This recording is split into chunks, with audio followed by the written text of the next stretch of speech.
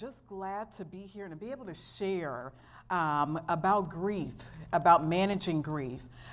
In this day and season that we're in, we know this is a time of a lot of people are grieving, as Minister Corey had mentioned. A lot of people are grieving, and not just your typical grief. And because a lot of times we think about grief, we think about because of bereavement, because we've lost somebody. So we're going to go into the presentation here, just to tell a little bit about myself and to share with the people as well, too, those who are watching online who may not be familiar with me. So welcome to New Covenant Church's Hub Caregiver Partner Support Group. We're going to talk about managing grief and loss. And on the next slide, just kind of tells a little bit about myself, which actually Minister Corey did a good job of doing of the introduction, but just want to share some information from this.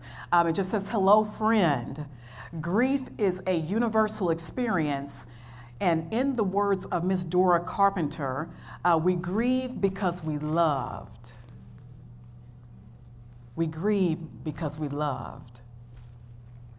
It's essential to recognize and honor our grief. It's okay to not be okay. But it's equally important to know that healing is right ahead and within your reach. So a lot of my business, my motto for my business is grieve with intention, heal forward, live purposefully. Because grief should serve you. I always ask the question, how is grief serving you?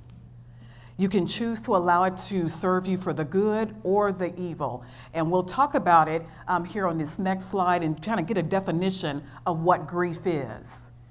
Grief is a natural response to loss. Again, grief is a natural response to loss. And I wanted to repeat that because a lot of times you'll find people are afraid to grieve. They feel like I'm weak if I do grieve.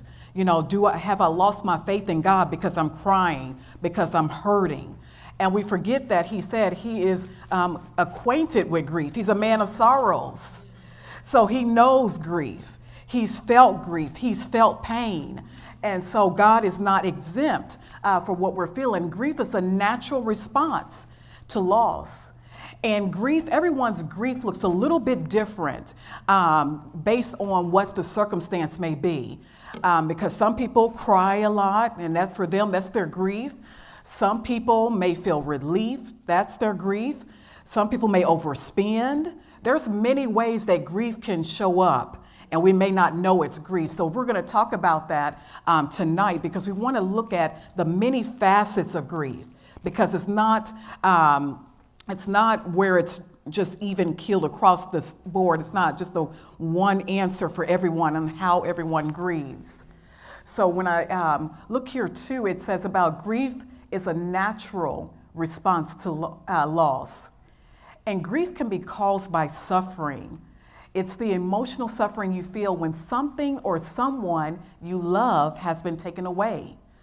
Often the pain of loss can feel overwhelming. Again, we grieve because we loved. And then on the next slide here, what can provoke or cause grief?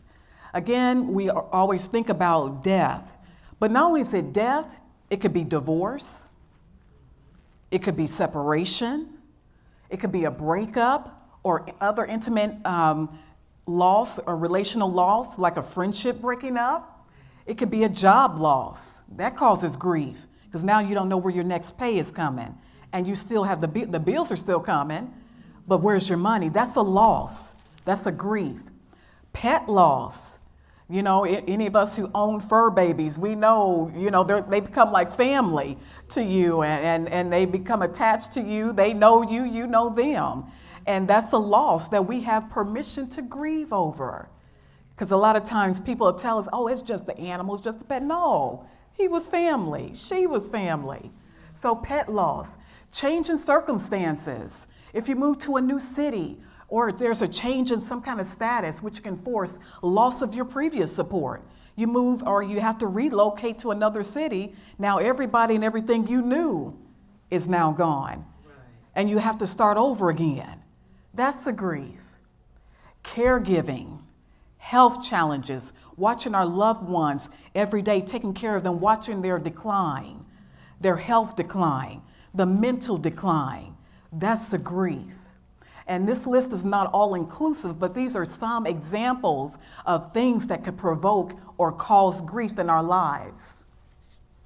And then on the next slide, we're going to talk about some of the things and the common emotions that we experience during grief. Because again, it looks different for everyone. So just because someone may not display what we may think is the typical form of grief doesn't mean they're not grieving. So some of those things that you may feel, or one of the emotions is relief. And some people may feel, well, why would I be relieved while I'm going through grief? Well, if you've been caregiving for a long time, or you've been taking care of someone, you realize that you love your loved one, but it's also hard work being a caregiver. And so, and if you've ever experienced having to watch someone decline day by day by day, that's mentally taxing. It's emotionally burdensome. So when then the moment comes, they do take their final breath. It's a relief off of you, a relief because not so much that you didn't want to keep taking care of them, but it's a relief, okay, it's finally happened, I can stop anticipating it. There's a relief because now that fear of the unknown of when it's going to happen, how it's going to happen. So there's an initial relief. Doesn't mean that that's a form of grief. The next one is in shock. Sometimes you can't believe it. It's like, what happened? You know, is this real? Am I awake? Am I really experiencing? Did this really happen? You're in shock mode. That's a form of grief. An emotion, that you experience during grief. Sadness, which we all are more familiar with. Sadness, anger comes up. Frustration, why did this happen? Why did they have to get sick? Why didn't the Lord take me instead of them? Why did my child have to feel this? Why did my husband leave me? Why did my wife divorce me?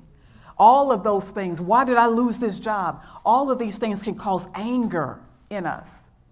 And when I talk about anger, I want to be careful too to mention that God is not shocked, nor is he intimidated when we're angry.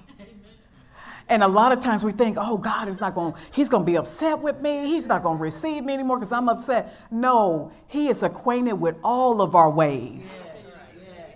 He said he's acquainted with them. So he knew you were going to be upset. He knew that situation was going to happen. God is now shocked. Now, we are caught off guard sometimes by what happened, but God is never caught off guard. So if you are having an emotional moment and you're feeling that grief, it's okay to tell God, I'm angry. I don't like that this happened. It doesn't mean I stop believing God. God, I'm having a human moment. Right. And you know that I'm human, God. And you made grace essential and available for me when I need those moments. That's what grace is for. It's the unmerited favor of God that allows us to be human. All right. Another one may be disbelief. Again, that kind of runs into shock. You don't know what happened, and you're still trying to wrap your mind about the changes that has taken place. Guilt is a big one. That is a common emotion experienced during grief. Why am I feeling relieved? Why don't I feel sadder than I should have been? Was there anything else I could have done to help them? Is there anything I could have stopped this marriage from breaking up? What could I have done better? Guilt. A lot of times we feel that when we're experiencing grief. Anxiety. We're anxious now. We're all over the place. We're here, there, and everywhere. And sometimes it may show up in us being busy, that we don't give ourselves time to slow down enough to feel what we need to feel. But we're going to talk about that because that's going to help us with our grief. Numbness. Sometimes, again, you're in shock. You're on autopilot. You're just here. And it's like, okay, I'm waking up. I'm here. That's numbness. And feeling those things because of grief. So those are some of the emotions that are more common. Again, that list is not all inclusive. So there are other things you may feel during grief. And so on the next slide, we're going to talk about unresolved grief and its impact to our health. So what happens when we don't acknowledge our grief? What are the potential things that can happen? One of those is depression. Depression can come upon us because now we're not acknowledging our grief. We won't allow ourselves to feel what we need to feel. We won't allow ourselves to cry. We won't allow ourselves to talk about it. So all of these emotions have to have somewhere and some kind of outlet. And even if you don't respond verbally, your body is going to still respond to that emotion. So it's going to show up mentally and impact you. Again, anxiety and stress, another mental health issue that can impact us when we don't allow ourselves to resolve our grief and manage our grief. Unintended weight loss or weight gain.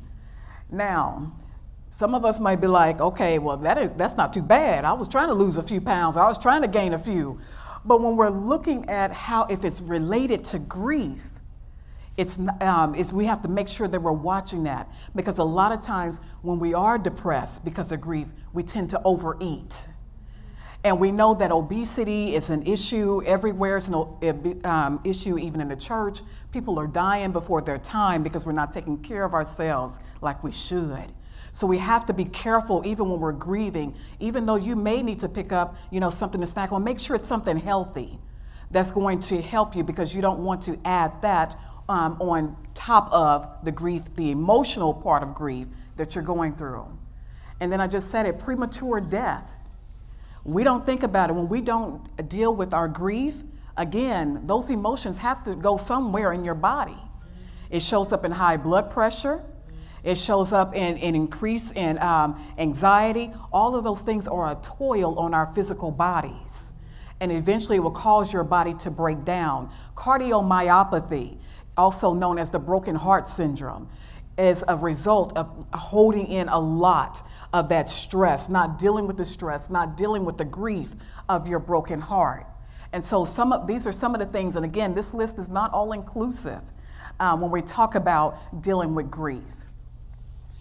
And so on our next slide, we're going to talk even more so about the potential risk or complications in not actively managing grief. So we kind of touched on a few of these points already. We talked about premature death coming, dying before our time because of heartbreak, financial grief, debt, because we don't deal with it in the healthy sense, we begin to overspend. Now we've added financial debt to ourselves, depression and anxiety, and then insomnia. And again, this list is not only inclusive, but these are some potential risks of not actively managing our grief. And when grief becomes complicated, I know a lot of times we hear the saying that no one can tell you how long you should grieve. We often hear that all the time.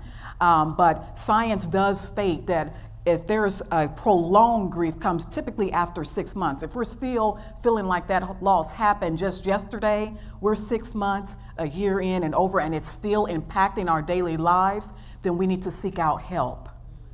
We need to get help so that we can deal with that, because then that grief has turned into complicated grief. And that has can cause serious health complications, including death as well too. And we know the scripture, it tells us weeping may endure for a night. That's how long mourning was supposed to take, a night. It wasn't meant to go with us for a lifetime. And this is where we're talking about knowing how to navigate our grief, knowing how to let it be integrated in our lives, where we're moving forward, but we're healing forward with another perspective. And then on our next slide here, how to begin to acknowledge your grief. Well, first, let's be honest. Let's talk about it. Acknowledge that you are grieving. Say, I'm hurting. I can't pretend, I can't church my way through it. I can't shout my way through it. Now, those things alleviate and help us for the time being. They do. I'm a praiser, I'm a worshiper all day long. When I came in and he was playing that worship music, he took everything within me to keep from laying out across this floor, because it just takes me there. But at the same time, it is okay to be honest and talk about your grief. You've got to acknowledge it. And we've got to admit that this is what we're feeling. And I always state, for me, and not so much to make my story everybody else's story, because everybody has their own personal journey, but until I allowed myself to feel the loss of my late spouse, I wasn't healing. I was moving forward, but I mentioned this on the other night, and I'm going to mention again. Trying to move forward without acknowledging and resolving your grief is like putting your foot on the accelerator in your car and expecting the car to move, and you have it in park or neutral. You're burning your tires, you're burning your wheels, but you're actually not moving forward. So you have to acknowledge your grief in order to feel it. And here's something that may help someone. A lot of times we're afraid to feel grief and sorrow because we think it's going to overtake us. We think it's going to make us lose our mind. We think it's going to take us to the great beyond and where we can't come back from it. That's not true. It's actually your release when you do allow yourself to feel it.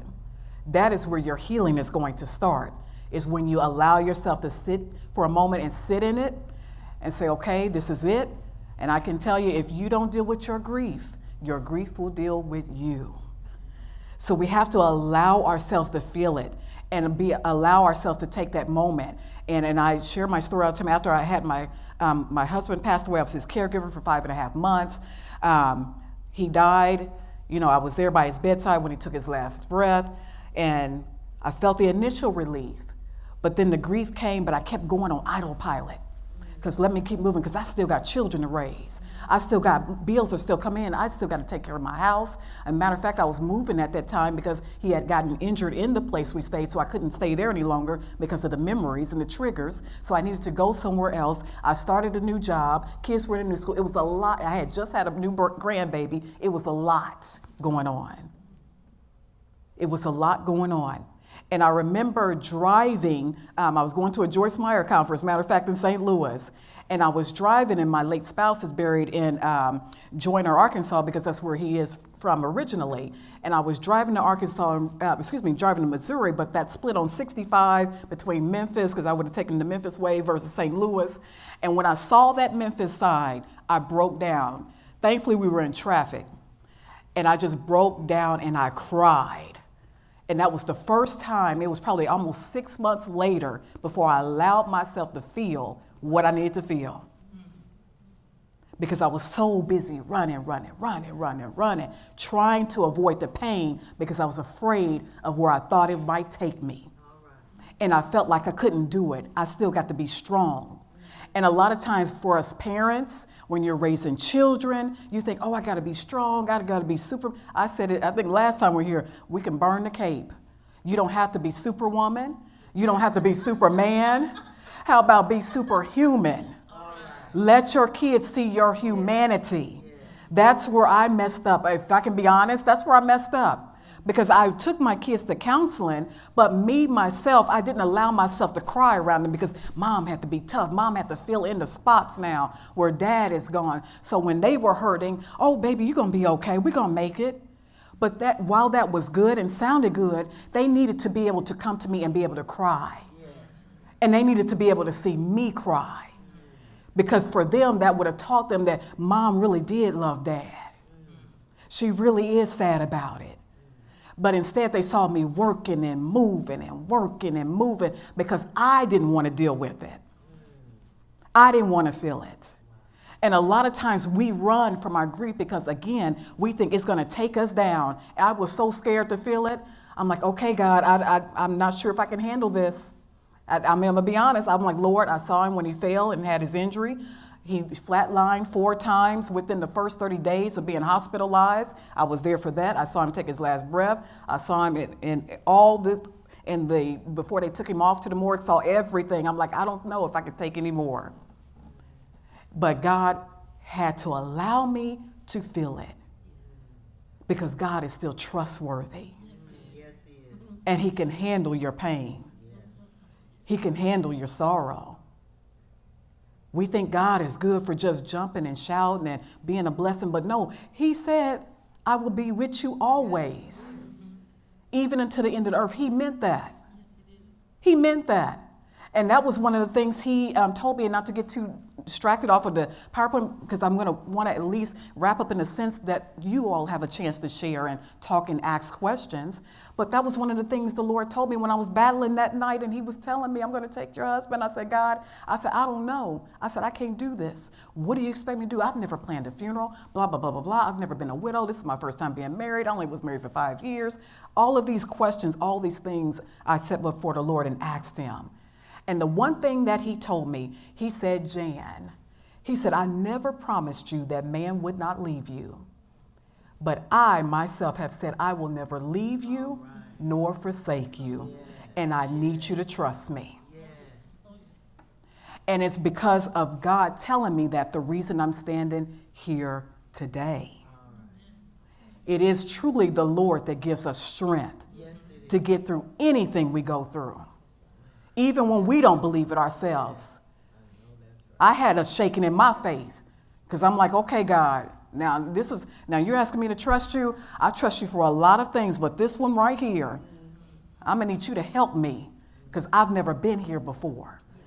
And that's the thing with grief. We haven't been here before. We may have not have felt that impact of the death. We didn't see it coming for some of us. Some of us, we didn't see that divorce coming. We didn't see that breakup. Or maybe we did see the handwriting on the wall, but our mind wasn't ready to accept it. It's still a grief. And now we have to deal with it.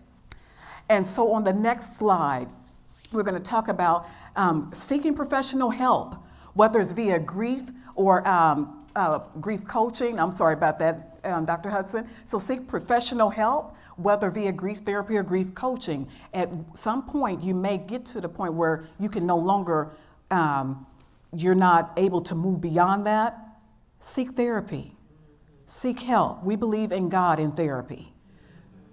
Because if God didn't believe in physicians, why would he have Luke on his team? Luke was a physician. The Lord didn't tell him to give up his profession because he was following him. He used him for his service. And then on the next slide, we're going to talk about some self-care rituals that you can do to help yourself when you're going to alleviate the stress of grief. Some of those things is exercising. Get up and move. Even if it's just a little bit of stretching, it doesn't have to be anything strenuous. If you have a little dumbbell set or the barbells, just the handhelds, just do those little arm curls, get those guns together, ladies and gentlemen. Do some little lightweight exercising because that releases endorphins and dopamine, which are those feel-good hormones in your body. And it helps your body heal because God actually made a lot of our healing properties in our bodies. Yes. Our bodies are magnificent. Yes. Our minds are magnificent. God is a genius. He's a super genius. So when he made us, he knew what he was doing. He put healing in us, but we got to get up and activate it. You got all that health and healing in you and you won't get up and activate it? Get up and activate your health and your healing. It's in you. It's inside of you. We've got access and we got tools inside of us that God has put in us. And then another thing that we can do is get adequate rest. I said this about caregiving. Schedule sleep. The reason I put schedule sleep on here beside get adequate rest is because sometimes, again, one of the symptoms of grief is depression. And so depression makes you not want to get up out of the bed. But when you set your alarm and say, no, I'm going to give myself my 6 to 8 hours or however many hours you need for your age group, because it does vary. This is the time I'm going to give myself, and then I'm going to force myself to get up. So that way you're starting a routine for yourself so you don't oversleep, which is going to cause you to be even more depressed. So you're activating, you're putting practical tools in place to help you to wake up and get up on time. Oh, here's another one that we like. Cry. Cry. There's healing in your tears. When you cry, you're releasing toxins out of your body. When you cry, the Lord said he bottles up our tears. There's a natural and a spiritual benefit to crying. Let it out. It releases the tension out of your body. Cry, get that stress off of your mind, get it off of your heart. Again, cry, release He said, weeping may endure for a night, joy comes in the morning. You can't get to the joy if you don't allow yourself to feel the grief and to go through that dark night. That's your bridge. Your tears are your bridge to your healing. And it's your physical health as well. Eat healthy. We talked about that already, so I won't belabor that point because I'd have to work on that myself. So we're going to skip past that one quickly. And this one may seem like, why would you say that? But I put it up there. Brush your teeth and wash your face. Get up and change your clothes. Because grief has a way of keeping you stuck in you don't feel like getting up. When you go through grief, you don't feel like doing anything. You don't want to brush your teeth. That's a chore. But take it one step at a time. Go and brush your teeth. Go put out a new shirt. Maybe something you haven't worn before or worn in a long time. Maybe something you've had saved for a special occasion. Pull it out. Put it on, even if you don't go anywhere except for in front of your mirror. Pull it out and put it on. What are we waiting for? We got all this stuff sitting up in our china cabinets and got plastic still on our furniture, some of us. I don't want anybody to mess up. Enjoy your furniture. Enjoy your china. And enjoy those fine clothes that's sitting up in there. I know y'all got them. And I'm glad you all are doing that laughter. It's not up there, but laughter heals. Laughter releases. Minister Corey put a beautiful post out on Facebook the other day about laughter. If you haven't seen it, make sure you see it, love it, share it, because it was a powerful post. Laughter does good like a medicine. Yes. Laugh. I love laughter. I have a sense of humor. I thank God he gave me a sense of humor. I will laugh. Somebody asked me at the work other day, they said, are you a comedian on the side? I said, no, I just have a sense of humor. I'm like, good Lord. I'm like, what? I'm like, I need y'all to. So laughter is good for us. Laughter. Spending time with safe people. Safe. Everybody's not safe to share your emotions with. Everybody can't handle your grief. And can I say something about that? Because a lot of times, and the Lord had to work on me with this, and then my former first lady actually helped me too. She said, Jan, when you go through your grief, she said, okay, now everybody's here right now, but do know that people will eventually have to go on with their lives. Don't hold that against them.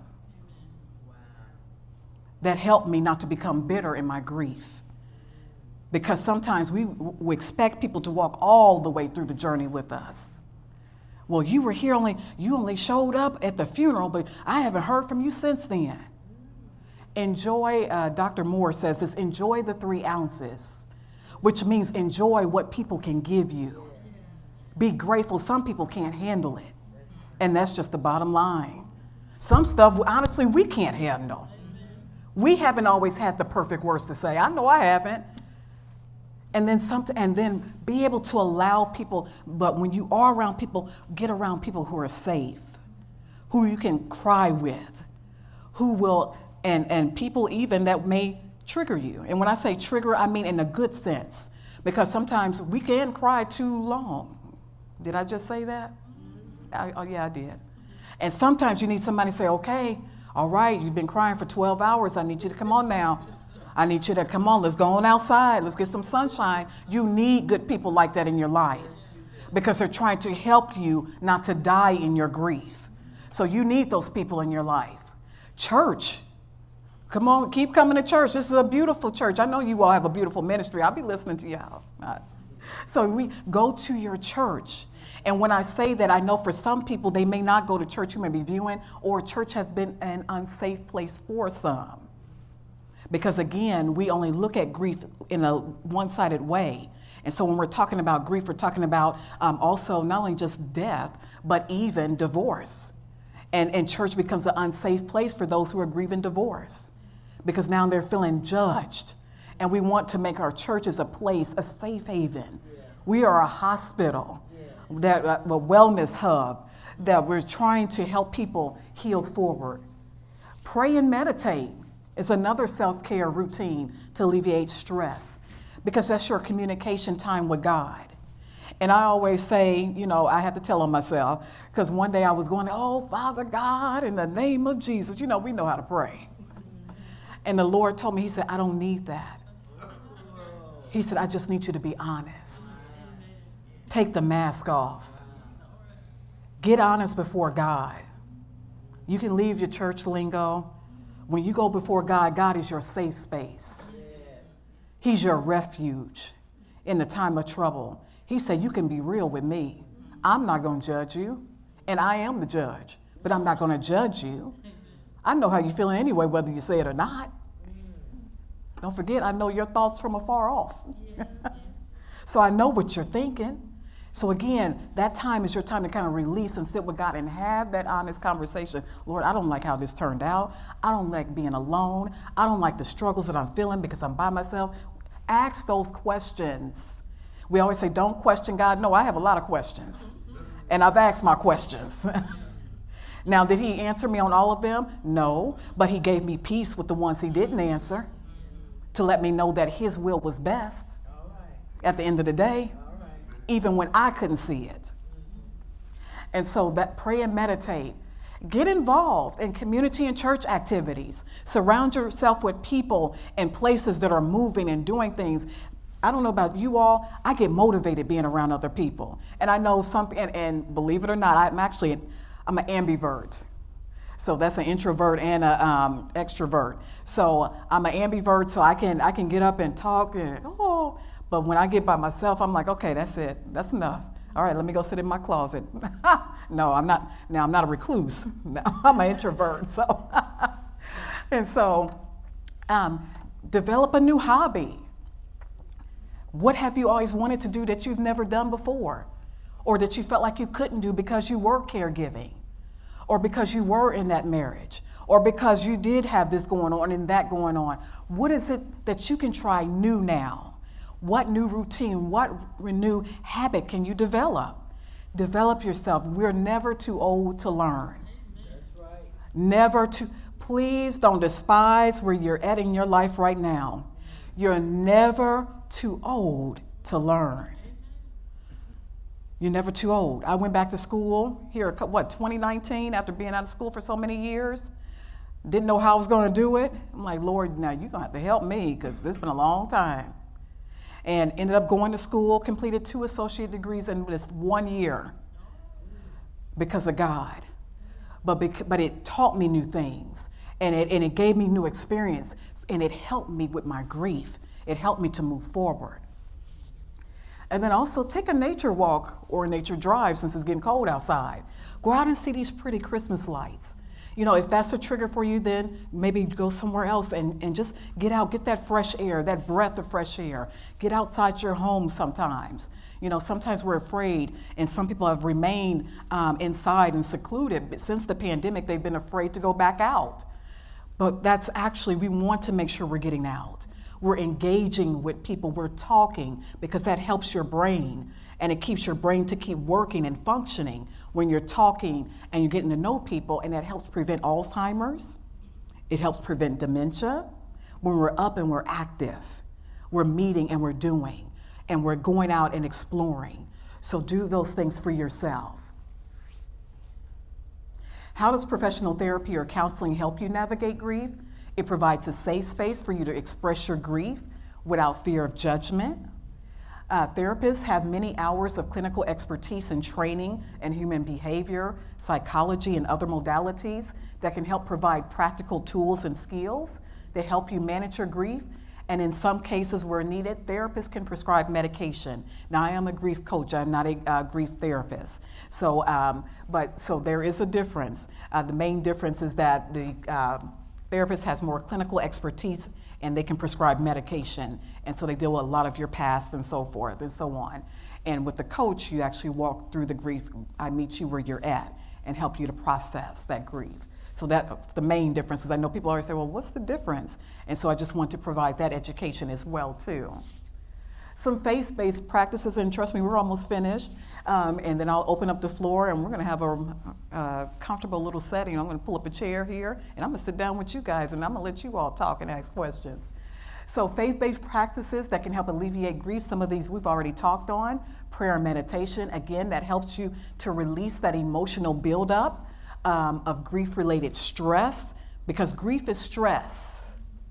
It's stress. So you need to get it out of your body. Whether you're exercising, when we talked about exercising earlier, that's even dance. Dance is a form of exercise. Get up and turn your music on and hey, get the moving, that's exercise. And you're moving and you're releasing stress out of your body. Praise is another one. Turn on some good praise music in your house.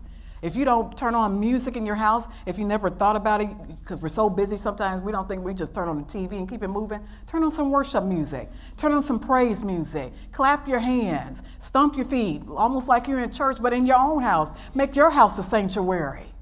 Enjoy, because it seems to lift the whole spirit of the house when you do that. And that helps aid in your healing as well too. Reading and meditating on scripture. Remind yourself of what God said. Because even though everything else may fall apart, God's word is consistent. And that helps us to have that foundation and that stability when we have those difficult moments.